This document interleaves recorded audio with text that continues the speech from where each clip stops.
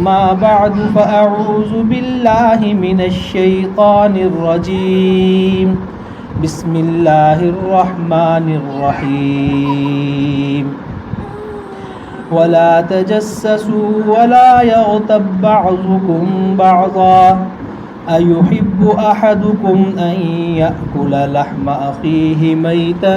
فكرهتموه واتقوا الله إن الله تواب رحيم صدق الله مولانا العظيم وصدق رسوله النبي الكريم ونحن على ذلك لمن الشاهدين والشاكرين والحمد لله رب العالمين يا رب صل وسلم دائما أبدا على حبيبك خير الخلق كلهم اما بعد. اللہ تبارک و تعالی نے قرآن کریم کی اس آیت مبارکہ کے اندر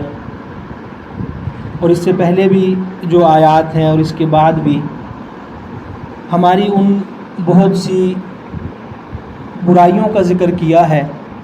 جن کے اندر ہم مبتلا ہیں، اور وہ گناہ ایسے ہیں جو کبیرہ گناہ ہیں اور ان کا ارتکاب،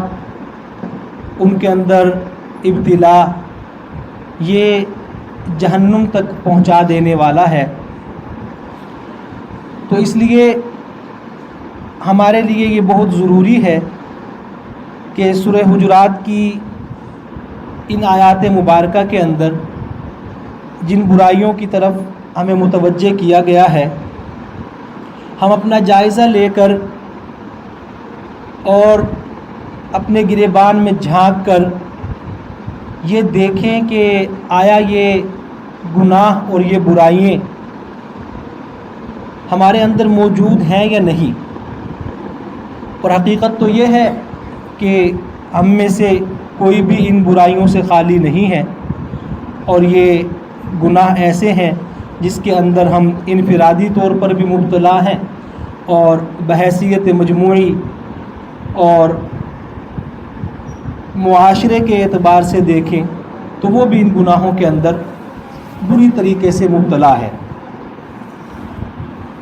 تو ان گناہوں کے اندر سے ایک گناہ جس کا اس آیت مبارکہ میں ذکر ہے اور اس کے متعلق کچھ عرض کرنا مقصود ہے، وہ غیبت کا گناہ ہے. اب دیکھیے کہ ہم میں سے کوئی بھی شخص یہ دعویٰ نہیں کر سکتا کہ وہ غیبت نہیں کرتا یا اس نے کبھی غیبت نہیں کی. کوئی ہم میں سے ایسا نہیں ہے، اور اگر ایسا نہیں ہے تو پھر یہ کتنے افسوس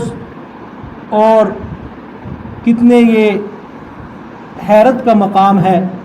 اور ندامت اور پریشانی کی بات ہے کہ اتنے عظیم گناہ میں مبتلا ہوتے ہوئے ہمیں اس کے چھوڑنے کی فکر نہیں ہے. اور چھوڑنے کی فکر کیوں نہیں ہے؟ وہ اس لیے نہیں ہے کہ ہمیں یہ احساس نہیں ہے،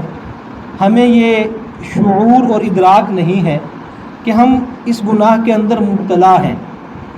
ہم اس کو ہلکا لے لیتے ہیں، ہم سمجھتے ہیں کہ یہ کوئی ایسی بات نہیں ہے، ہم اس کو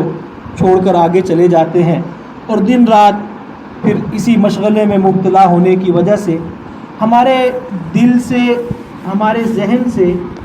یہ احساس ہی ختم ہو جاتا ہے کہ یہ بھی کوئی گناہ ہے، اور اتنا بڑا گناہ ہے کہ جس کے متعلق حدیث پاک میں سرکار دو عالم صلی اللہ علیہ وسلم نے فرمایا الغیبۃ اشد من الزنا، کہ یہ جو غیبت ہے یہ در حقیقت اس کھلی بے حیائی سے بھی بڑا گناہ ہے. تو محدثین نے یہ فرمایا ہے کہ یہ کیوں فرمایا کہ اس گناہ سے بھی اس کی جو قباحت ہے، اس کی برائی ہے، وہ بڑی ہوئی ہے. فرماتے ہیں کہ اس کی وجہ یہ ہے کہ اس بے حیائی کو انسان برا سمجھتا ہے، اس کو گناہ سمجھتا ہے، اس کو اللہ تبارک و تعالیٰ کی نافرمانی سمجھتا ہے، اس لیے اگر اس میں مبتلا بھی ہو جائے تو اس سے توبہ کی توفیق ہو جاتی ہے، انسان اس گناہ کو چھوڑ دیتا ہے۔ لیکن یہ غیبت ایسا گناہ ہے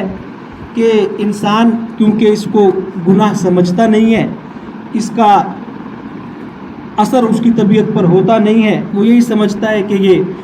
ہلکی پھلکی سی بات ہے، تو اس لیے اس سے توبہ کی بھی توفیق نہیں ہوتی، تو اس لیے اس کی قباحت اس سے بہت زیادہ بڑھ جاتی ہے۔